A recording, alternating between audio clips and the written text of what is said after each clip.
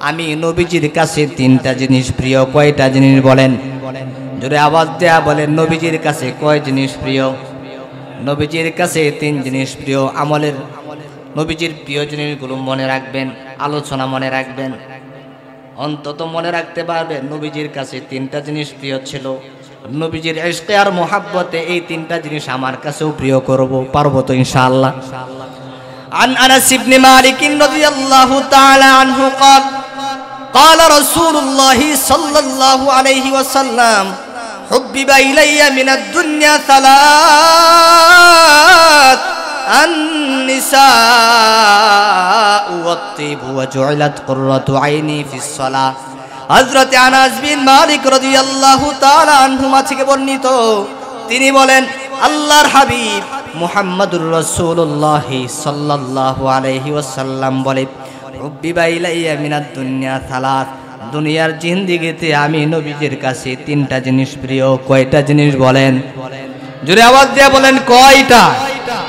নবীজির কাছে তিন জিনিস প্রিয়। আল্লাহর হাবিব ডাক দিয়া বলে, এক নাম্বার হলো আন-নিসা, নারী জাতি, নেককার বিবি আমার কাছে খুব প্রিয়। আপনারা বলতে পারেন, হুজুর বিবি তো আমার কাছেও প্রিয়, বিবিদেরকে আবার কে ভালোবাসে না? কেউ ইচ্ছা করে ভাসে, কেউ আবার ঠেলায় পড়ে ভাসে, আছে না নাই? আমরাও বিবিদেরকে ভালোবাসি, কিন্তু নিজের তাকে না, পাশের বাড়ির ভাবিকে, আছে না নাই? হ্যাঁ, ওই দিন দেখলাম ফেসবুকে একজন যুবক লেখলো, যেই ছেলের কাছে মহিলা মানুষ ভালো লাগে না তাকে জোর করে বিয়ে করিয়ে দাও, শুধু তার বউটা বাদে বাকি সবার বউকে তার কাছে ভালো লাগে। কারণ এই আখলাকের মানুষ তো আমার, নিজের বিবিকে ভালো লাগে না। অথচ রাসূল সাল্লাল্লাহু আলাইহি ওয়াসাল্লাম বলে, নেককার বিবি আমার কাছে খুব প্রিয়। আল্লাহু আকবার বলেন, জোরে আওয়াজ দিয়ে বলেন আল্লাহু আকবার।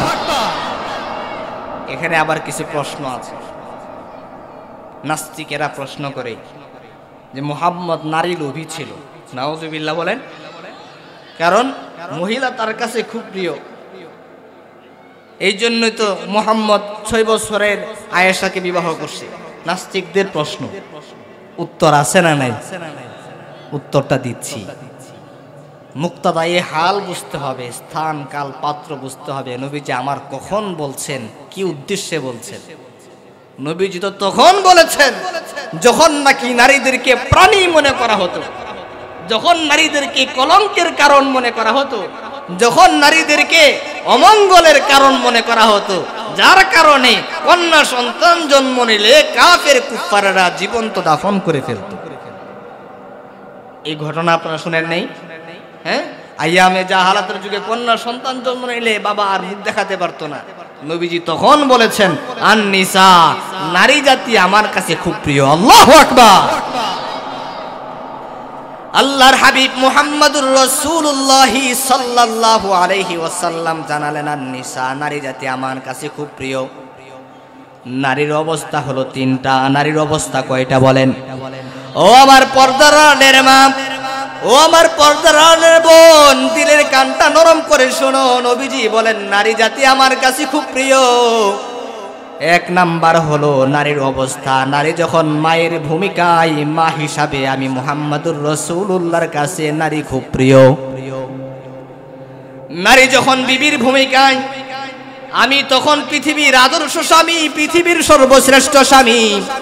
স্বামী হিসাবে বিবি আমার কাছে খুব প্রিয়। বিবিদেরকে আমি নবীজি ভালোবাসি, বিবিদেরকে আমি নবীজি খুব মহাব্বত করি, ইজ্জত করি, সম্মান করি।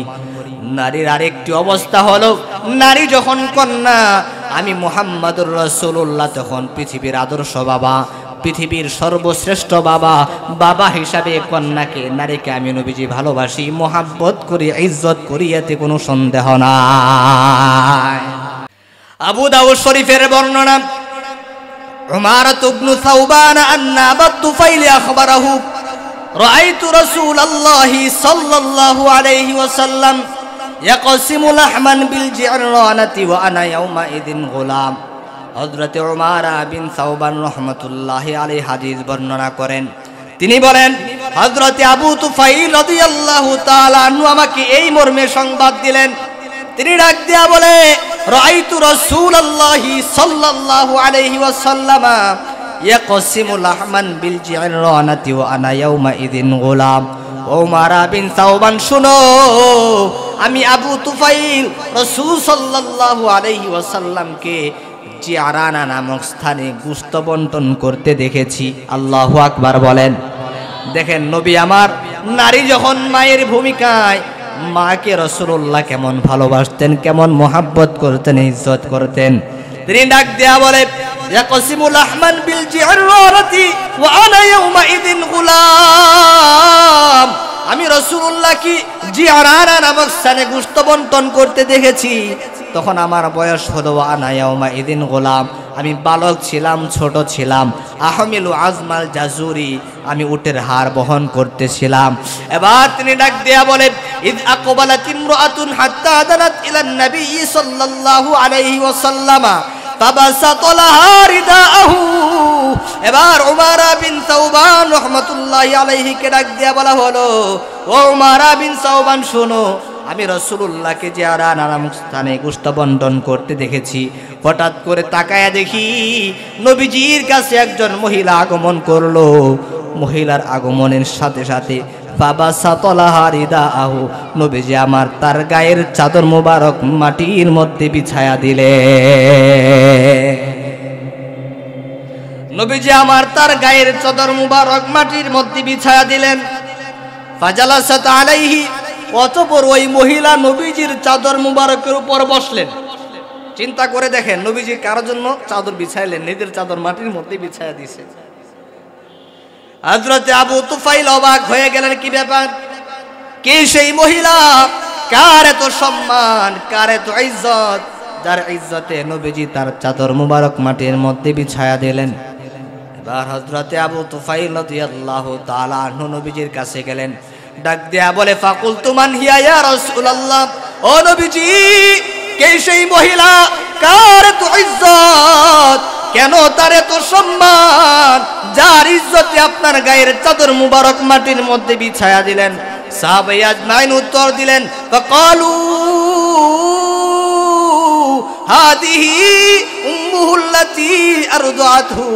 ও আবু তুফাইল শোনো, এই মহিলা দুনিয়ার আর কেউ না, তিনি হলেন বিশ্ব নবীর দুধ মাতা হালিমাতুস সাদিয়া, যার দুধ নবীজি পান করেছেন, যার সম্মানে নবী আমার তার গায়ের চাদর মুবারক মাটির মধ্যে বিছিয়ে দিলেন।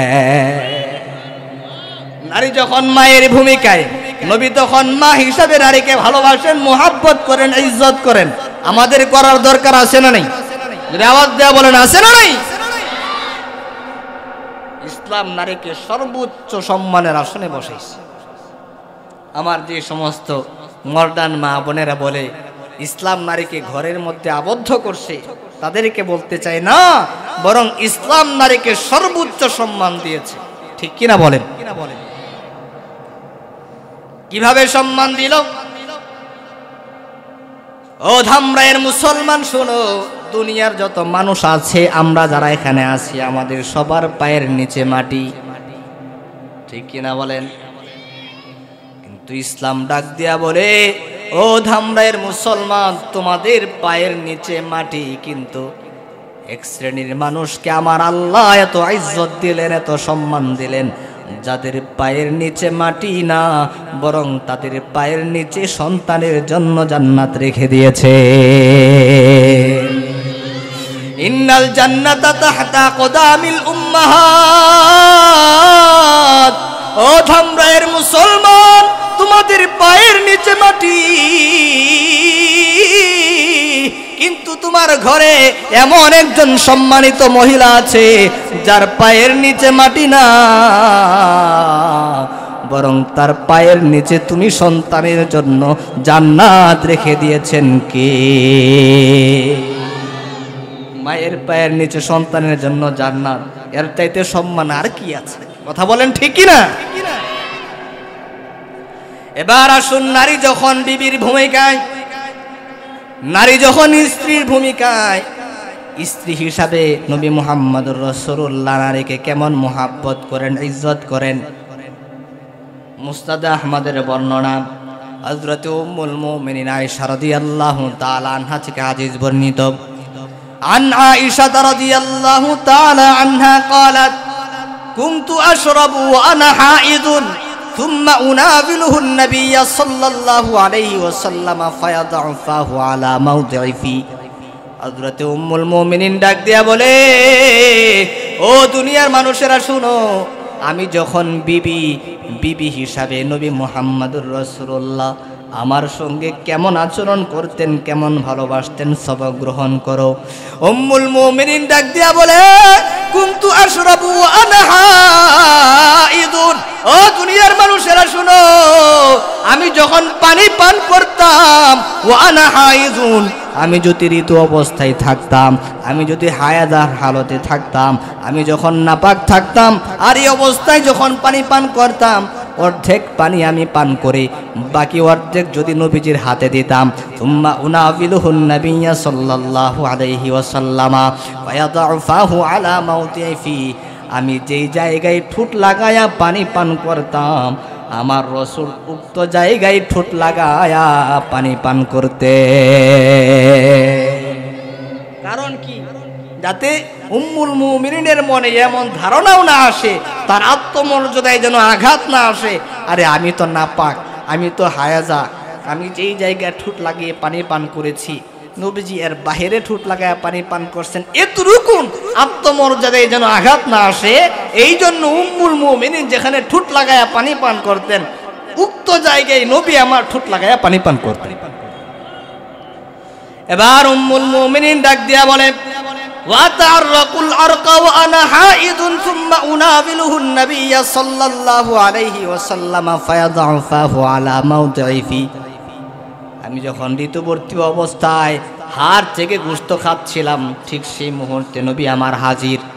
নবীজিকে বাকি অংশটুকুন দিলে আমি যেই জায়গায় ঠোঁট লাগিয়ে মুখ লাগিয়ে চিবিয়ে চিবিয়ে হাড় থেকে গোশত খেতাম, নবী আমাকে ভালোবাসা, আমাকে মহাব্বত কইরা উক্ত জায়গায় ঠোঁট লাগায়া চিবিয়ে চিবিয়ে নবী আমার গোশত খেতে।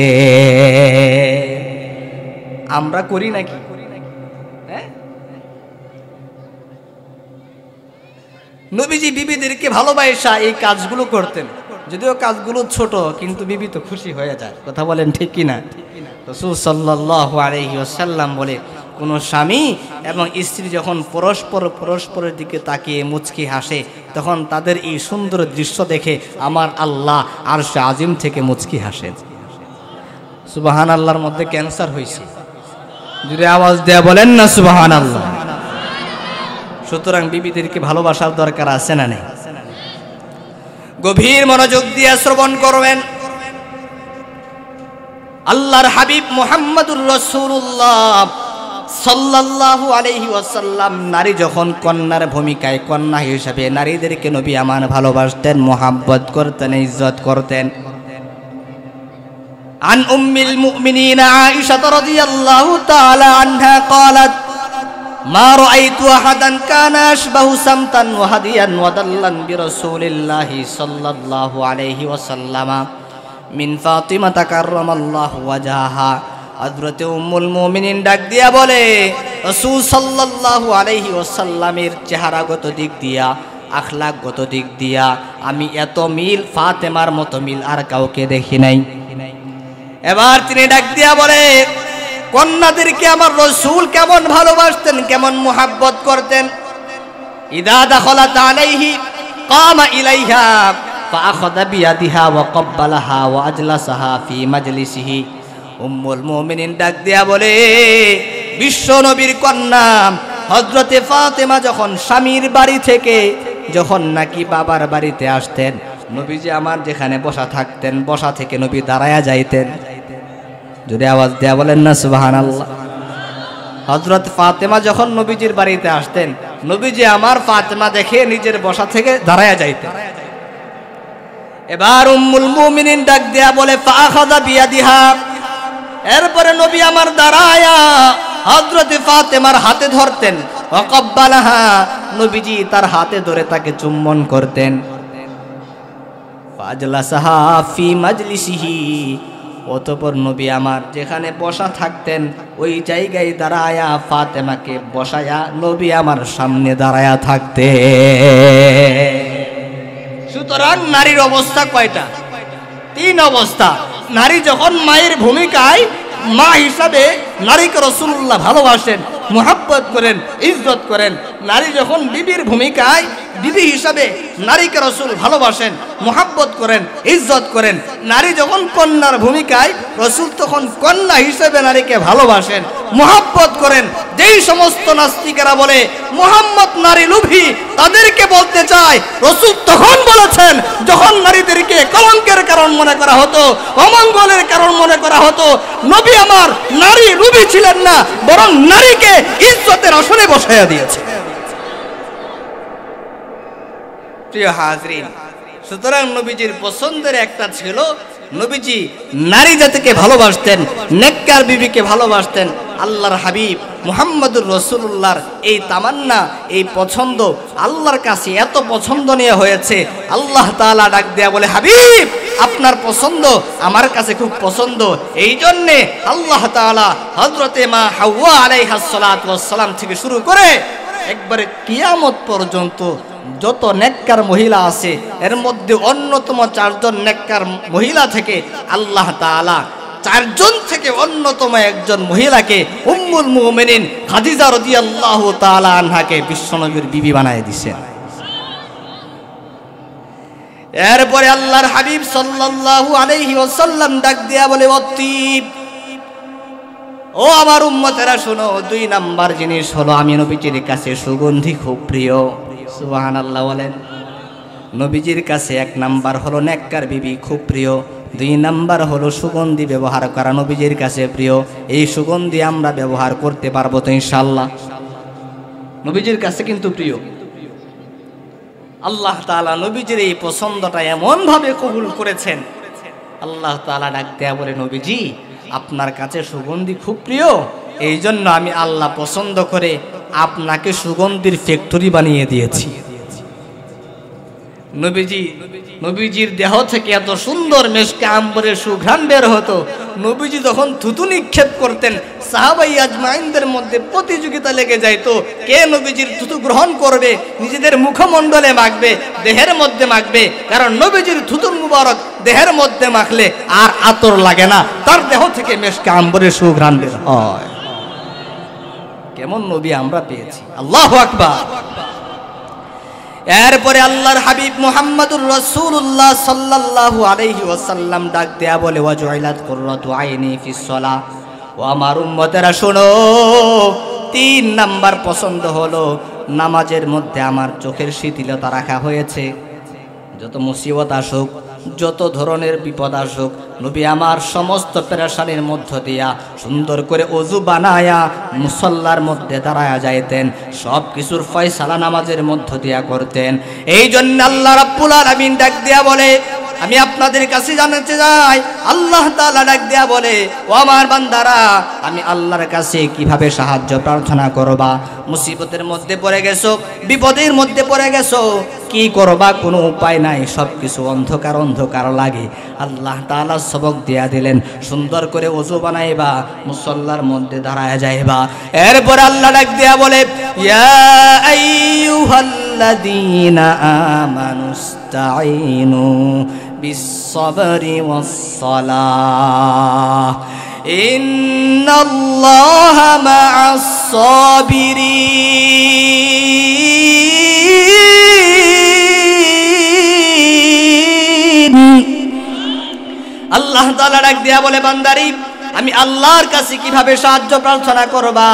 আল্লাহ তাআলা জানায়া দিলেন, 1 নাম্বার পদ্ধতি হলো বিসবরি, ধৈর্যের মাধ্যমে আল্লাহর কাছে সাহায্য প্রার্থনা করতে হবে। 2 নাম্বার হলো ওয়াস-সালাহ, নামাজের মধ্য দিয়ে আল্লাহর কাছে সাহায্য প্রার্থনা করতে হবে। এই জন্য নবীর কাছে 3 নাম্বার যে প্রিয় জিনিসটা ছিল সেটা হলো নামাজ। নামাজের মধ্য দিয়া আল্লাহর হাবিব সাল্লাল্লাহু আলাইহি ওয়াসাল্লাম তার দিলের মধ্যে প্রশান্তি লাভ করতেন। নবীজি যখন এই হাদিস বর্ণনা করে, সামনে হযরতে আবু বকর বসা, হযরতে ওমর বসা, হযরতে ওসমান বসা, হযরতে আলী বসা। আবু বকর ডাক দেয়া বলে, হাবিব, আপনার কাছে যেমন 3 জিনিস প্রিয়, আমি আবু বকরের কাছেও 3 জিনিস প্রিয়। নবীজি আপনার কাছে যেমন 3টা জিনিস প্রিয়, আমি আবু বকরের কাছেও 3টা জিনিস প্রিয়। নবী যদি একবার অনুমতি দিতেন, আমার 3টা জিনিস আপনার কাছে বর্ণনা করতাম। আল্লাহু আকবার বলেন। এবার বিশ্বনবী ডাক দেয়া বলে, আবু বকর বলো, কোন 3টা জিনিস তোমার কাছে প্রিয়? হযরত আবু বকর ডাক দেয়া বলে, হুব্বিবা ইলাইয়া মিনাদ দুনিয়া সালাস। ও নবীজি, আপনার কাছে যেমন 3টা জিনিস প্রিয়, আমি আবু বকরের কাছেও 3টা জিনিস প্রিয়। 1 নাম্বার হলো আন-নাযরু ইলা ওয়াজহি রাসূলিল্লাহি সাল্লাল্লাহু আলাইহি ওয়াসাল্লাম। 1 নাম্বার হলো নবীজি, আপনার চেহারা এত সুন্দর, আপনার নুরানি চেহারা মুবারকের দিকে তাকিয়ে থাকা আমি আবু বকরের কাছে খুব প্রিয়। এবার হযরত আবু বকর ডাক দেয়া বলে, 2 নাম্বার হলো ইনফাকু মালি আলা আমরিক। ও নবীজি, আমার যত ধন সম্পদ আছে, সমস্ত ধন সম্পদ আপনার সন্তুষ্টির জন্য, আল্লাহর সন্তুষ্টির জন্য আপনার দেখানো পদ্ধতিতে খরচ করা আমার কাছে খুব প্রিয়। 3 নাম্বার হলো বিনতি ফি বাইতি। ও নবীজি, আমার ঘরে একটা মেয়ে আছে, আমার মেয়েটাকে আপনার কাছে বিবাহ বন্ধনে আবদ্ধ করতে চাই, এটা আমার দিলের তামান্না। বেশ লাগছেনি, বিয়ার প্রস্তাব দিয়া দিছে। আল্লাহর হাবিব ডাক দেয়া বলে, আবু বকর, তোমার মেয়ের বয়স কত? আবু বকর ডাক দেয়া বলে, হাবিব, আমার মেয়ের বয়স হলো 6 বছর। কত বছর? জোরে আওয়াজ দেয়া বলেন, কত বছর? আপনাদের এলাকায় কি 6 বছরের মাইয়া বিয়া দেন? হ্যাঁ, নবীজি তো বেকায়দায় পড়ে গেছে। কি ব্যাপার, আবু বকর কি প্রস্তাব দিল? 6 বছরের মাইয়াকে আমার কাছে বিবাহ দিতে চায়। আবু বকর, আর তোমার মেয়ের নাম কি? বলে, আয়েশা। আল্লাহু আকবার বলে। নবীজি আমার কোনো উত্তর দেয় না, কারণ নবীজি যদি বলে, আবু বকর, আমি তোমার প্রস্তাবে রাজি, কাফের মুশরিকরা নবীজি সাল্লাল্লাহু আলাইহি ওয়াসাল্লামকে নিয়ে সমালোচনা করবে, বলবে, মুহাম্মদের কেমন বিবেক, 6 বছরের বাচ্চা মেয়েকে বিবাহ করতে চায়। সমালোচনা করবে কি করবে না? আরে কোনো আলেমও যদি এই বিবাহ করে, আপনার মসজিদের ইমাম যদি বিবাহ করে বসে, চাকরিও থাকবে না, সমালোচনার ঝড় উঠে যাবে। কথা বলেন ঠিক কিনা? আল্লাহর হাবিব মুহাম্মদুর রাসূলুল্লাহ সাল্লাল্লাহু আলাইহি ওয়াসাল্লাম যদি হ্যাঁ বলেন, তাহলেও বিপদ। আর নবী আমার যদি না বলেন, তাহলে বন্ধু আবু বকর নারাজ হবে, গুসা হবে, মনের মধ্যে কষ্ট পাবে। এই জন্য নবী আমার হাও বলে না, নাও বলে না, নবী আমার চুপ রইলেন, নীরবতা পালন করেন, খুব মনোযোগ দিয়ে শ্রবণ করেন নবী আমার কিভাবে বিবাহ করলেন। কিছু কিছু মানুষেরা আপনাকে প্রশ্ন করবে, উত্তর দিতে পারবেন। আল্লাহর হাবিব মুহাম্মদুর রাসূলুল্লাহ সাল্লাল্লাহু আলাইহি ওয়াসাল্লাম হাও বলে না, নাও বলে না, নবী আমার চুপ রইলেন। এদিকে আল্লাহ রাব্বুল আলামিন জিব্রাইলকে ডাক দেয়া বলে, জিব্রাইল যাও, আমার বন্ধুকে আমার পক্ষ থেকে একটা রেশমি রুমাল হাদিয়া দাও। ও জিব্রাইল যাও, রেশমি রুমাল বিশ্ব নবীর কাছে নিয়ে যাও। ওই রেশমি রুমালের মধ্যে একটা কন্যা সন্তানের একটা সুন্দরী মেয়ের ছবি আছে। বিশ্ব নবীর সামনে যাইয়া রেশমি রুমালটা খুলে তুলে ধরো।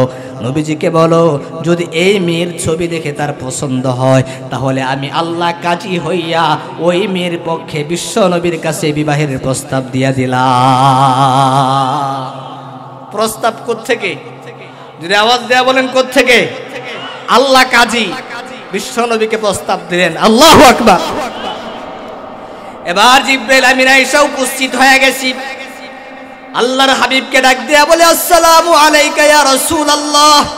ও নবীজি, আপনার কাছে কোনো জবাব নাই, আমার আল্লাহ একটা রেশমি রুমাল আপনার কাছে হাদিয়া দিলেন।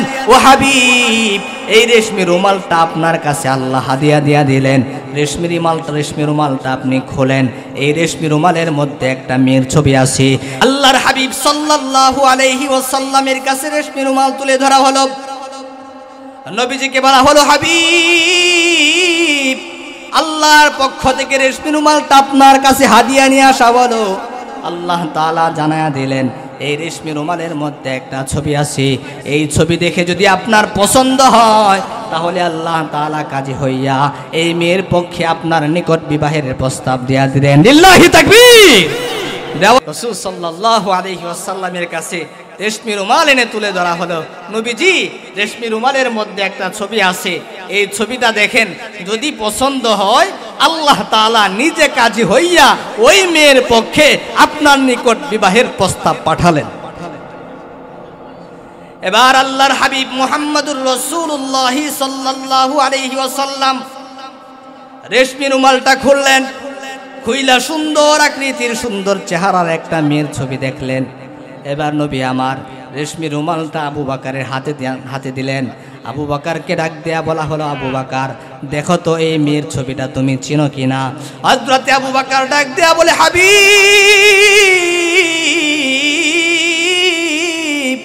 এই মেয়েকে তো আমি চিনি। নবী আমার ডাক দেয়া বলে, কি নাম তার, কি পরিচয়? হযরত আবু বকর ডাক দেয়া বলে, ও নবীজি, একটু আগেই যে মেয়ের পক্ষে আপনার নিকট বিবাহের প্রস্তাব দিয়া দিলাম, এটা তো সেই মেয়ে, আমার মেয়ে হযরতে আয়েশা। আল্লাহু আকবার। নবী আমার ডাক দেয়া বলে, আবু বকর, তোমার মেয়ে ছোট হোক বড় হোক, তোমার মেয়ে কালো হোক ধলা হোক, যেহেতু আল্লাহ প্রস্তাব পাঠাইছেন, আমি নবীজি তোমার মেয়েকে বিবাহ করার জন্য রাজি হয়ে গেলাম। সুতরাং রসুল যে 6 বছরের কন্যাকে বিবাহ করেছেন, এটা কি নবীজির ইচ্ছায় নাকি আল্লাহর ইচ্ছায়? যদি আওয়াজ দিয়ে বলেন, কার ইচ্ছায়? আল্লাহর ইচ্ছায়। আর এটা দরকার ছিল। আপনার আমার ঘরের মা বোন কয়টা হাদিস পারে, অথচ হযরতে উম্মুল মুমিনিন আয়েশা রাদিয়াল্লাহু তাআলা আনহা সহিহ সনদে 2500 হাদিস বর্ণনা করেছেন, এবং তিনি কোরআনের হাফেজা ছিলেন। এমনকি মহিলাদের গোপন যে সমস্ত মাসআইল আছে, এমন ভাবে তিনি ইস্তেমবাদ করেছেন, বড় বড় সাহাবীরাও পারে নাই। সুবহানাল্লাহ বলে। এই জন্য যতটুকু আলোচনা করেছি,